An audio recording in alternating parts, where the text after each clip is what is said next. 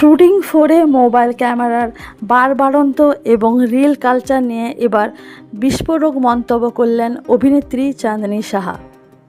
Social মিডিয়ার একটি দীর্ঘ পোস্ট করে তিনি জানিয়েছেন, এই প্রবণতা শুধু বিরক্তিকরই নয়, অনেক সময় সিনিয়র শিল্পীদের সম্মানহানির কারণও হয়ে দাঁড়াচ্ছে। চাঁদনীর অভিযোগ, বর্তমানে অনেকেই ফোন হাতে নিয়ে শুটিং ফোরে ঢুকে পড়েন এবং অনুমতি ছাড়াই ভিডিও করতে শুরু করেন। এতে যেমন কাজের পরিবেশ নষ্ট হয়, তেমনি অনেক সময় শিল্পীদের অস্বস্তিকর অবস্থায় ক্যামেরা বন্দিও করা হয়। অভিনেত্রীর মতে, শুধু ভিউ আর লাইক পাওয়ার জন্য এই ধরনের আচরণ কোনোভাবেই গ্রহণযোগ্য নয়।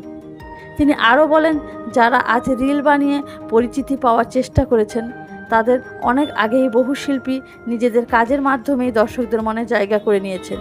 তাই অন্তত ন্যূনতম সম্মান এবং সৌজন্যবোধ বজায় রাখা উচিত।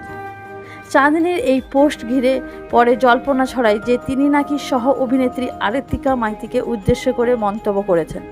তবে অভিনেত্রী দ্রুত সেই ভুল ধারণা ভেঙে দেন।